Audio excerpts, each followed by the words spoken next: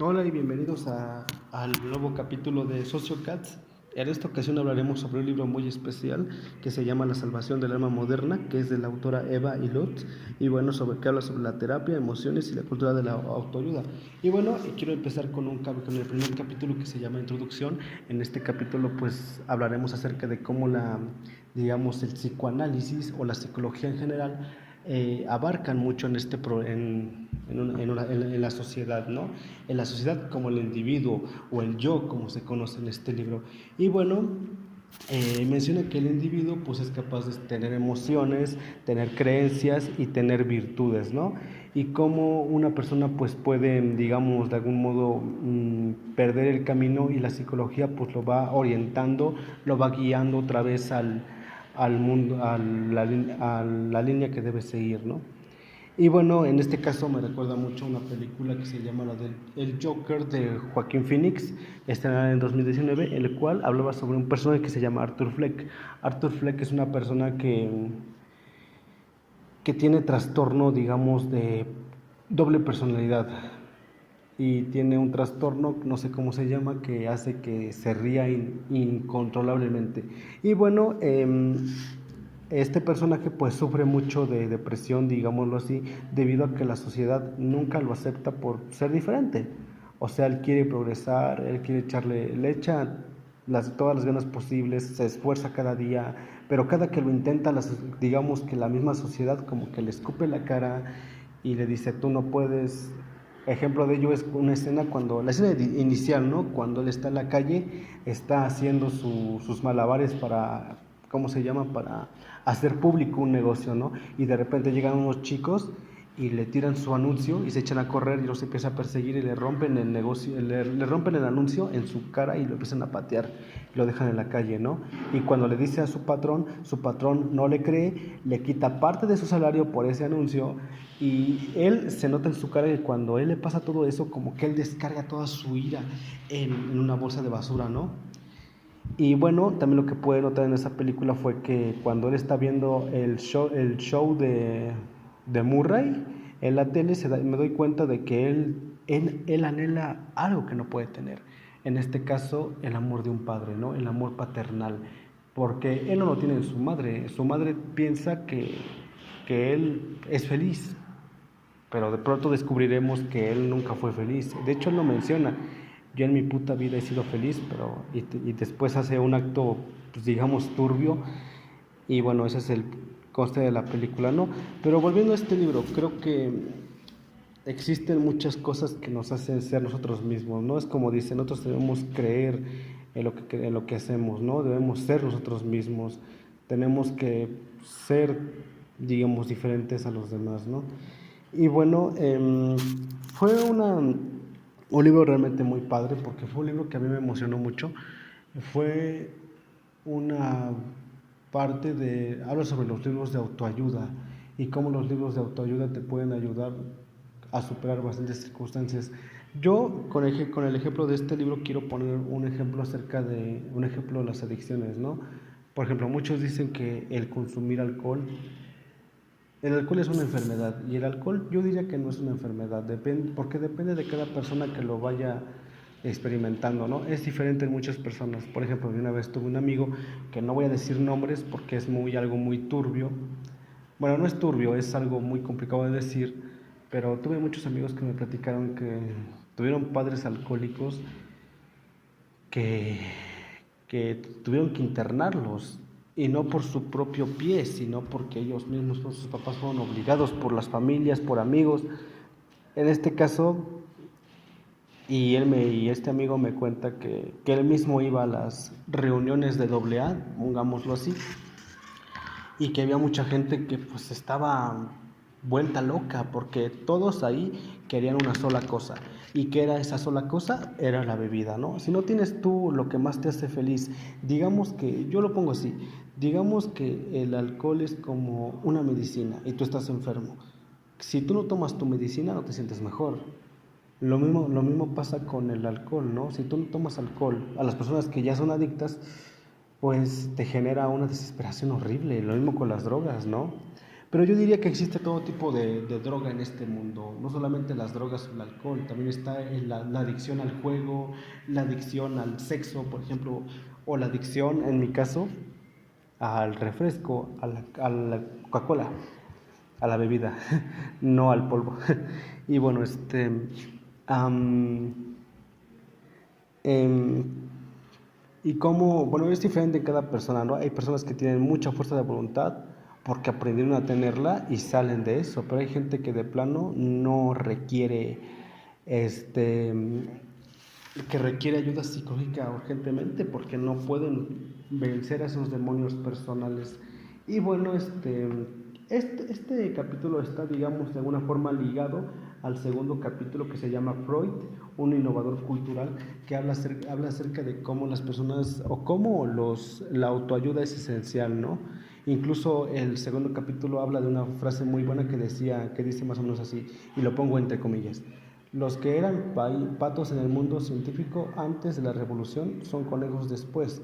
El hombre que primero vio el exterior de la caja desde arriba ve más tarde el interior desde abajo. Thomas Kuhn. Y bueno, este libro mencionaba acerca de que en 2006 la revista New Westgate publicó una nota de tapa acerca del duradero legado de Freud, donde se afirmaba que el fundador del psicoanálisis había sido el gran motor de una sesión informal de la cultura media que todavía hoy sigue en su curso y que ha ocupado a nuestra cultura durante el siglo. Sin Freud, Woody Allen sería un inceptor patético y Tony Soprano un matón, estilista o un Edipo, pero no un complejo de Edipo. ¿Cómo fue que la perspectiva freudiana, que al fin y al cabo comenzó como una teoría científica de la mente, se convirtió en un lenguaje omnipresente y popular, adoptado y reciclado innecesariamente por la esfera mercantilizada de los medios masivos? Y bueno, digamos, un ejemplo que quiero dar aquí en este capítulo es cuando, para que quede un poquito más claro, la película del joven manos de tijera, cuando el personaje de Edward, el científico, lo crea y el científico le va enseñando cómo comportarse ante la sociedad, ¿no? Por ejemplo, le enseña a dar las gracias, a decir buenos días, buenas tardes o buenas noches cuando se va a ver a alguien, y le enseña que uno debe ser caballero, servirle una taza de té a alguien, prenderle un cigarro a una persona que no tiene encendedor, etcétera, ¿no? Y bueno, él poco a poco va captando, pero pasa una desgracia en la película. El científico que lo creó muere repentinamente, entonces él se queda solo y él, por medio de su imaginación, empieza a crear cosas, o yo diría que son como sus formas de expresarse, como su forma de desahogarse. Recordarán ustedes en la película que hay una parte donde él, cuando corta el césped, él empieza a decir, bueno, no decir, sino a cortar con sus tijeras, con sus manos. Él empieza a hacer figuras de dinosaurios, de familias, de todo, porque es su forma de expresarse, como que es su forma de agradecerle, en este caso a la familia con la que está, el tenerlo ahí, ¿no? Y algo que me gusta de esa película es que la sociedad lo ve diferente. Lo ve diferente porque no es humano, él no tiene manos, sus manos son unas tijeras, ¿no? Y todo el mundo lo ve diferente porque no encaja con ellos, ¿no? Todos, por lo que pueden notar en esa película, todos siguen un régimen. Los padres de familia se van a trabajar y las señoras pues se dedican al hogar, ¿no? Como creo que siempre ha sido, ¿no? El patriarcado, digámoslo así. Siempre ha sido así normal, ¿no? Entonces, cuando llega Edward al pueblo, pues mucha gente lo ve raro. Incluso en la película, y es algo que a mí en lo personal no me gusta mucho, es que muchas de las chicas que viven en el pueblo digámoslo así, se chismorrean y hablan por teléfono y dicen: oye, mira, llegó este chavo y se ve diferente, se ve pálido, se ve todo en negro, ¿qué estará pasando, no? Y entonces la misma chica que lo trae a casa a Edward, pues le enseña a ser bondadoso, respetuoso, todo lo que el doctor antes de morir no le enseñó, ¿no? Y una parte que más me gusta es cuando Edward roba la casa del novio de Kim y le dice, y entonces el policía que lo arrestó le habla a un psicólogo y el psicólogo va a donde está Edward y lo empieza a analizar y todo y le pregunta: doctor, ¿cómo está? Y dice: este chavo está mal, dice, bueno, no le dice que está mal, pero dice que no aprendió a diferenciar entre el bien y el mal, entre el bien y el mal, perdón. Y dice, ha crecido sin una guía. Y esos, digamos, esa mentalidad o esa creatividad hace que son de carácter muy... Y eso que hace es como su forma de desahogarse. Y le dice al doctor, ¿pero cree usted que estará bien fuera de aquí? Y dice, sí, estará bien, solo hay que checarlo, ¿no? Y sí, realmente Edward creció sin una guía, sin alguien que le dijera esto está bien, esto está mal, porque incluso una parte que me gusta de la película es ya casi al final, cuando le dice Kim le dice a Edward, ¿por qué lo hiciste? Porque Edward sabía que era la casa de su novio, y le dice, ¿por qué lo hiciste? Y le dice, porque tú me lo pediste. Porque él no sabe distinguir qué está bien y qué está mal. Él lo hace todo por amor. E incluso cuando él, digamos, se pone celoso de que Kim tenga su novio y él no puede ocupar ese y él no puede ocupar ese espacio, lo llena de rabia. Y entonces él se empieza a desahogar. ¿Cómo se desahoga? Pues empieza a poner sus tijeras, empieza a arañar las paredes, empieza a romper los pastizales, los árboles, el césped, o sea, empieza a hacer un desgorre porque así se siente él. Y él se siente exiliado de todos, porque volvemos a lo mismo, todos siguen un patrón y Edward no lo sigue. Edward estuvo encerrado por varios años en la torre, entonces cuando baja, para él es distinto, porque le cambias su entorno, le cambias todo. Entonces eso es muy difícil de aceptar, ¿no? A mí me gustó mucho esa película. Y bueno, pongo otro ejemplo. Aquí decía que los libros de autoayuda en este libro. Y bueno, me recuerda mucho esta parte o esto que mencionan a la película de Cicatrices, película mexicana, muy buena por cierto, aunque muy fuerte la película en verdad, donde habla acerca de una familia que tiene problemas en el matrimonio. Y bueno, hay constantes peleas, hay constantes insultos. Entonces, cuando pasa una tragedia que es porque la familia tiene un niño, cuando el niño fallece, pues todo su mundo de los dos protagonistas, el papá y mamá, se viene abajo.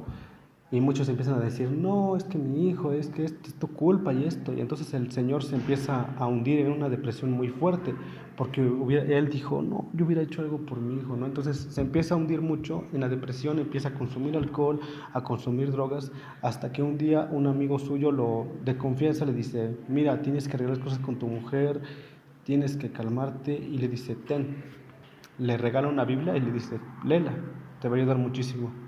Y él, un día estando muy deprimido, pues se anima a leer, a agarrar el libro, lo empieza a leer y se da cuenta de que pues le ayuda mucho. Empieza a cambiar su forma de ser, se empieza a ver más arreglado, empieza a tener más comunicación con su esposa, deja el alcohol. Todo porque él encontró, yo lo veo así, en la Biblia, encontró en la Biblia el poder ayudarse, ¿no? A superar esa depresión que tenía. Porque yo digo que en la vida todo es así, ¿no? Todo tiene que seguir, o sea, yo diría que en la vida todo son experiencias, buenas y malas. Yo también he hecho, en lo personal también he hecho cosas como beber o consumir drogas y eso, pero no me arrepiento. Si me preguntaran, ¿te arrepientes de eso? No, no me arrepiento porque todos son experiencias. Ojo, no estoy diciendo que sean buenas, no. Yo las superé, gracias a Dios. Y no se las recomiendo a nadie porque fueron experiencias realmente muy turbias, digamos, muy fuertes realmente. Yo también estaba en una depresión muy fuerte que me duró 4 años. Fue una experiencia realmente muy difícil. Que gracias a Dios la pude superar gracias a compañeros y maestros que me apoyaron en su momento y que me dieron esa fuerza. He de decir que en este semestre que estoy en sexto, también tuve una experiencia muy fuerte, como que yo me desvié del camino. ¿Por qué? Porque yo ya no encontraba sentido a la licenciatura en la que estoy. No estoy diciendo que sea mala, al contrario, es muy buena, pero me desvié porque todo me parecía muy fácil. Y déjate de lo fácil, también se me complicaba porque yo siempre he dicho, y es una opinión mía, que a mí me hace falta el dinero. Y no estoy diciendo que el dinero sea más importante que el estudio, no. El estudio siempre va a ser siempre va a ser muy importante, porque solamente así, bueno, yo lo veo así. El estudio, yo siempre he dicho que entre más conocimiento tengas, menos te van a hacer güey, ¿no? O pendejo, menos te van a poder manipular. Entonces, yo diría que eso es lo importante, ¿no? Obviamente tuve maestros que me orientaron, que me dijeron, no, échale ganas, tú puedes, si fallas, no importa, para eso estás, para aprender, ¿no? Entonces yo siento que la vida es de experiencias y vivencias, ¿no? Yo diría que no se limita solamente a una sola cosa, no, hay millones de posibilidades. Ejemplo, me recuerda mucho ahora que hablo de este tema sobre la película de El curioso caso de Benjamin Button, donde Benjamin, habiendo nacido en un asilo donde vivió gran parte de su niñez, una pequeña parte de su adolescencia, él se decide irse del lugar a vivir nuevas experiencias. Ejemplo, pues Benjamin se va a un barco a trabajar.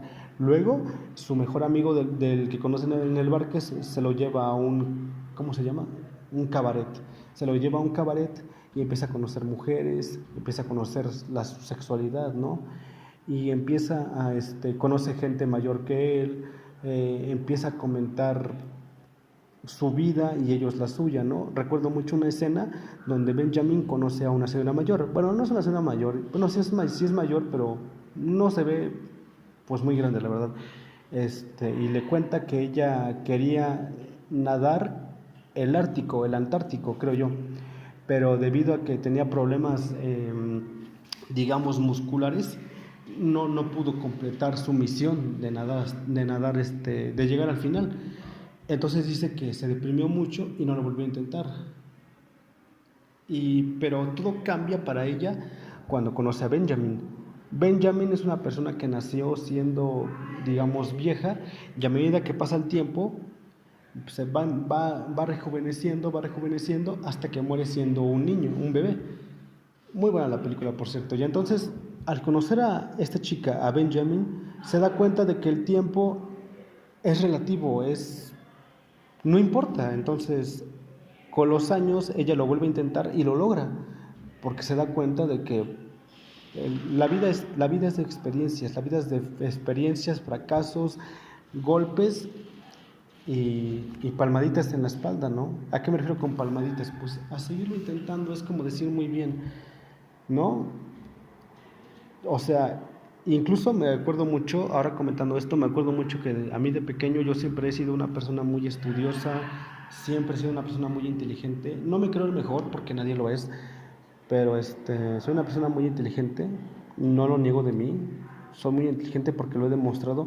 Y bueno, cuando era niño, mucha gente me lo decían mis familiares, me lo decían mis tíos, me lo decía mi mamá, mi papá, que yo era una persona era yo el ejemplo a seguir de mi familia, ¿no?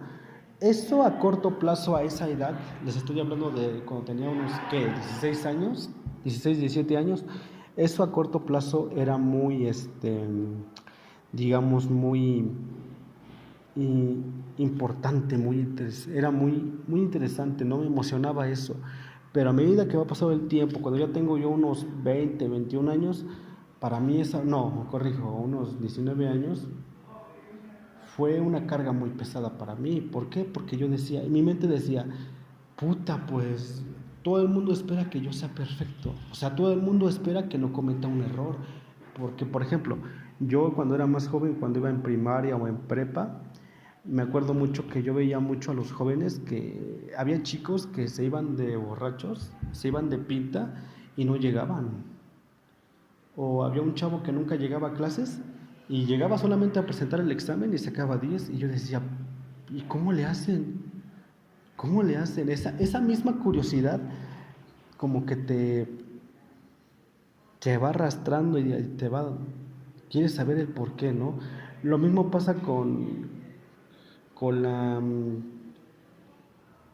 la vida, ¿no? Mucha gente dice de hecho me acuerdo mucho de un profesor que decía, la, la, la duda es tu peor enemigo, pero yo diría esa misma frase, pero ¿cómo se dice? Complementaría con otra cosa. Por ejemplo, la duda es tu peor enemigo. Ajá, la duda es tu peor enemigo, pero la curiosidad es tu mejor aliado. ¿A qué me refiero con eso? Que una persona, entre más curiosa sea, más va a saber, mejor le va a ir en la vida porque su misma curiosidad lo va llevando o vas aprendiendo a través de ella, ¿no? Ejemplo, me acuerdo mucho cuando iba yo en prepa y yo cursaba mucho una materia que se llamaba Informática 2. En Informática 2 empezábamos a ver acerca del PowerPoint. Y el PowerPoint, aprendí yo a hacer videos, a editar videos y ver y que se vieran a lo que yo quería mostrar, ¿no? Y tuve la buena suerte de que en mi computadora tenía yo el programa. Y mi misma curiosidad de saber qué hacía este botón, qué hacía esto, para qué es esto, me llevaba por otros lados, ¿no? Y bueno, hasta yo me llegaba a preguntar, ¿para qué vengo a clases si ya lo sé? Porque mi misma curiosidad me llevó a triunfar, etcétera, ¿no? Por ejemplo, yo en el primer parcial lo recuerdo perfecto. No me fue nada, no me fue muy bien, la verdad. Saqué como 6-8 y me dije a mí mismo, me voy a esforzar más, voy a sacar 9 y lo logré. Lo logré. Al final recuerdo que saqué un promedio de 8, pero fue mi misma curiosidad la que me llevó por ahí y me dijo, no, güey, tú vas a triunfar, tú vas a ser alguien más en la vida, ¿no? Y eso es algo que me han dicho muchos maestros, ¿no? Me han dicho ¿cómo se llama? Que realmente la vida no tiene que tener sentido para que a ti te guste, sino que tú mismo tienes que tener sentido en la vida. Algo que a mí me gusta mucho de este libro de Emma y Lotz es que habla mucho menciona mucho los talk shows, los programas de televisión, las novelas, todo lo que influye en una persona para que una persona, digamos, adapte una personalidad. Por ejemplo, hay mucha gente que se identifica con el Joker, hay mucha gente que se identifica con con Scarface, con cara cortada, ¿no? Tony Montana. Mucha gente se identifica con el lobo de Wall Street. Por ejemplo, yo cuando era niño, bueno, no cuando era niño, a esta edad o un poquito más joven, hablo de 1 o 2 años antes, yo soñaba mucho con ser un gran comerciante, con dedicarme al mundo del negocio, vendiendo cosméticos, productos de limpieza, vitaminas C, por ejemplo. Yo soy buen comerciante, pero mi meta, o siempre tuve esa idea de que yo quería ser como el lobo de Wall Street, como Jordan Belfort. Ojo, no estoy diciendo que yo quería ser un criminal, porque muchos ven a Jordan Belfort como un criminal, como una persona ¿cómo se llama? Que saboteó el mercado de valores, como una persona que es un mal ejemplo a seguir. Pero no, yo quería ser como él en el sentido de que él era un buen orador, era un buen comerciante. De hecho, ahora me acuerdo que cuando mis padres estaban... Algo que yo le quiero aprender a mis padres es el poder comunicarse con la gente, el poder conectar luego con las personas. Porque eso pueden hacer ellos hablan con la gente y en menos de 5 minutos ya se hicieron mejores amigos, tanto con hombres como con mujeres. Y yo le digo a mi mamá, ¿cómo ustedes hacen eso? Yo quiero aprender a hacer eso. Si yo llevara eso ¿cómo lo digo? Si yo llevo eso a a la vida real, bueno, no la vida real, si yo lo aplico en mis ventas, ¡puf! Tendría un negocio muy bueno, sería yo el mejor, no el mejor, pero uno de los mejores. ¿Por qué? Porque mi misma curiosidad me llevó por ese camino. Porque estamos de acuerdo que para hacer un negocio o para vender un producto requieres mucha labia, mucho hablar, convencer a la gente, ¿no?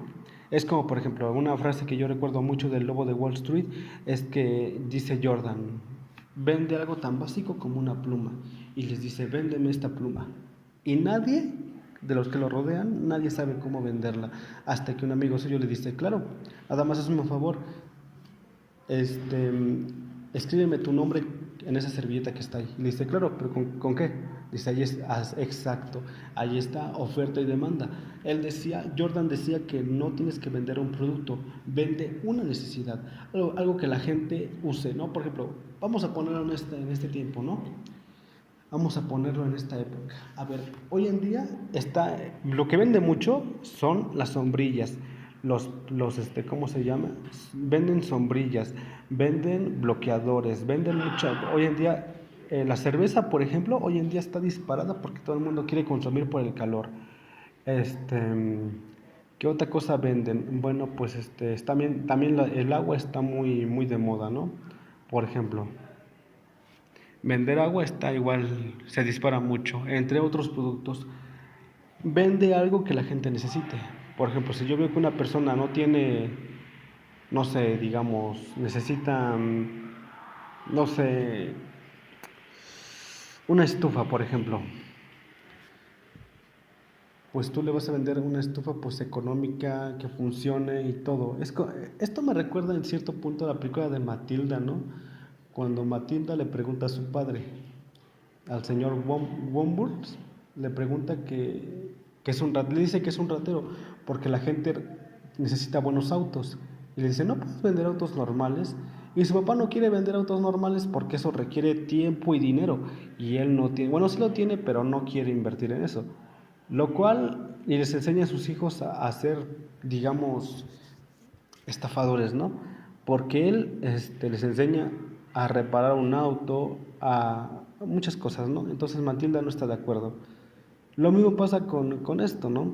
Que Jordan quiere de algún modo enseñar a la gente a ser comerciante, a vender.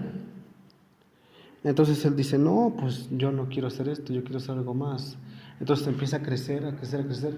Incluso la misma gente, o digamos la policía y los publicitarios quieren, de algún modo, le hacen publicidad a Jordan y lejos de afectarlo, lo van haciendo más famoso, ¿no?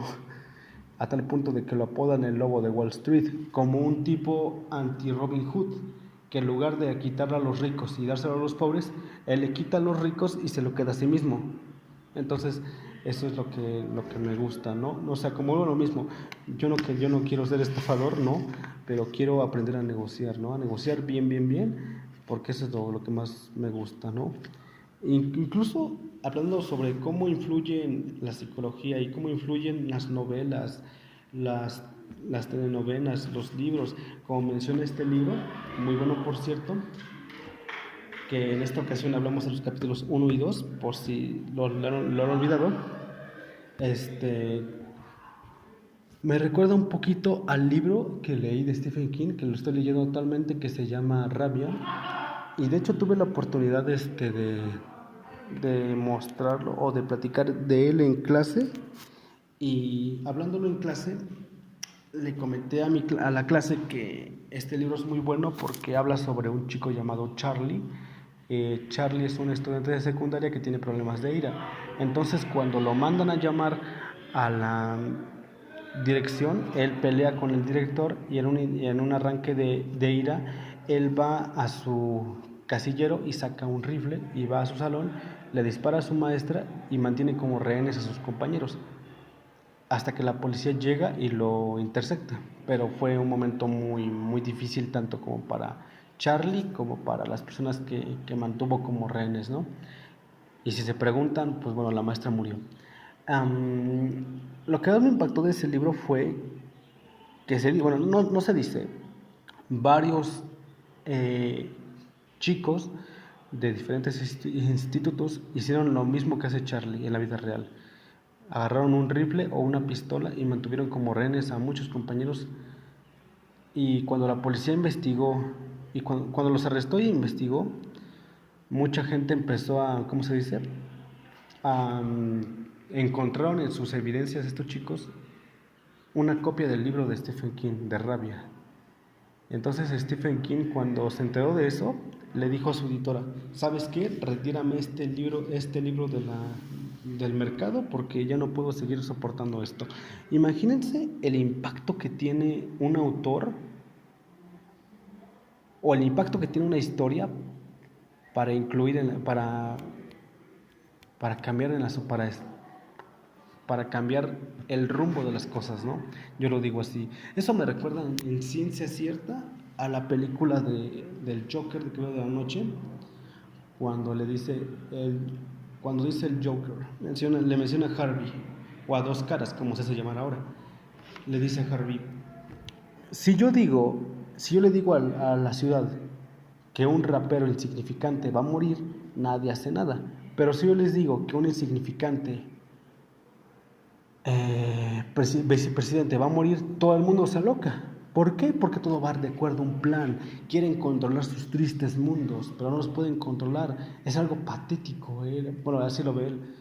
Y dice, yo solamente quiero demostrar a la gente los patético que se ven tratando de seguir ese patrón, tratando de controlar sus mundos. Y le dice, mira lo que le dice a Harvey, mira lo que yo le hice a la ciudad, con un par de barriles y una fuerza de voluntad. Lo destruí. Incluso hizo que Batman rompiera su única regla de oro. ¿Y cuál es esa regla de oro? No matar. Cuando el Joker le dice matar es una lección, cuando le da a Harvey y les da la ubicación de Harvey y la ubicación de Rachel, cuando se las da al revés, el Joker le dice al Batman, matar es una lección, elegir a quién salvar es literalmente matar a alguien. Y volvió a matar por segunda vez, no de forma, digamos, homicidio involuntario, cuando asesina a Harvey Dent para salvar al hijo de Gordon. Ahí también el Joker cumplió su prometido. Incluyó anarquía a la ciudad, hizo que el Batman rompiera su única regla de oro. Entonces, yo diría que la gente es así, ¿no? O sea, la gente tiene muchas cosas que impactan en su vida, pero creo que lo mencionaste en el libro, una parte importante de nosotros también es el cambio, ¿no? El querer cambiar. Creo que para eso existe la psicología, ¿no? Para orientarnos a ser mejores personas, para orientarnos a hacer cosas mejores. Y bueno, creo que hasta aquí llega el podcast, el capítulo especial del podcast llamado Sociocats. Hoy hablamos sobre la salvación del alma moderna, de la autora Eva Illouz, que habla sobre terapia, emociones y la cultura de la autoayuda. Y bueno, se los recomiendo mucho, tanto a los chicos de sexto semestre como a los chicos de cuarto y segundo semestre, y todos los que sean de sociología, se los recomiendo mucho. Es un libro bastante bueno, yo me divertí, traté de hacerlo lo mejor posible, bueno, mi forma de entender. Espero que les haya gustado, denle like y suscríbanse para más contenidos, y bueno, nos vemos en la próxima.